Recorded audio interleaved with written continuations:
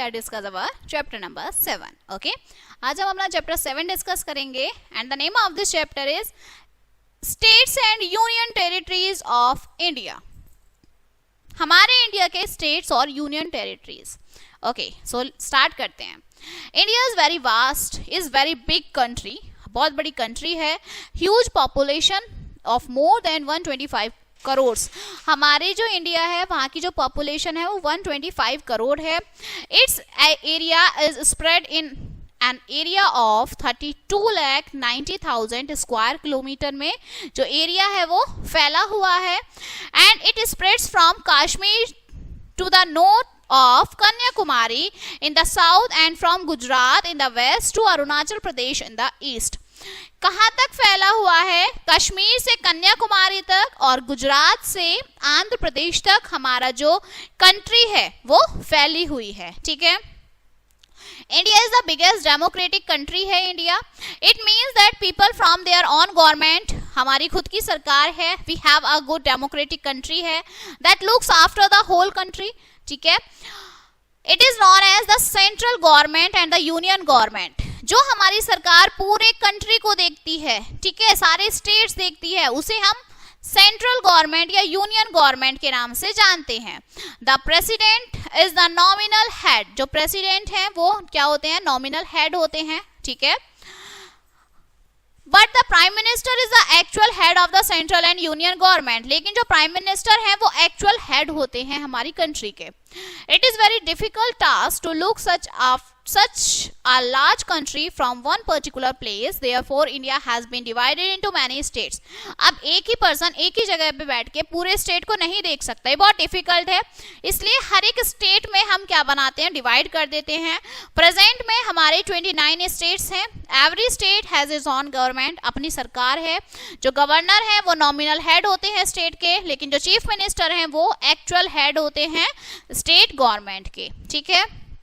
Besides these states, some part, कुछ part होता है कंट्री का वो डायरेक्टली कंट्रोल किया जाता है सेंट्रल गवर्नमेंट के through. And there are also called union territories, हम जानते हैं. ठीक है.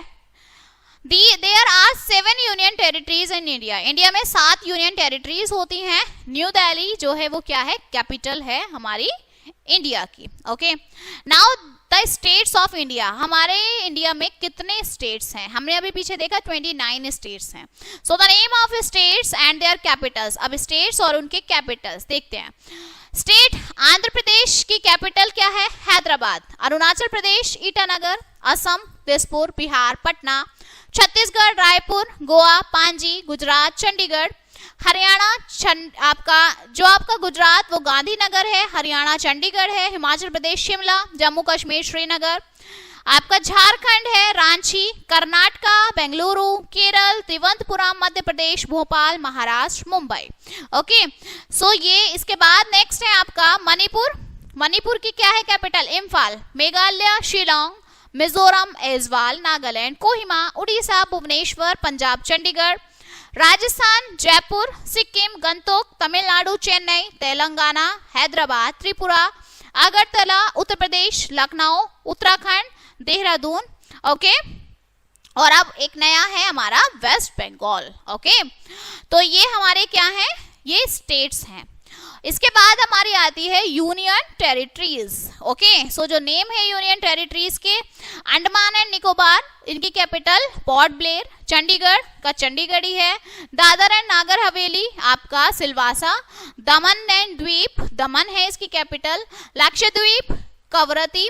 ओके. पौंडीचेरी की पौंडीचेरी है और दिल्ली की दिल्ली ही है. ठीक है.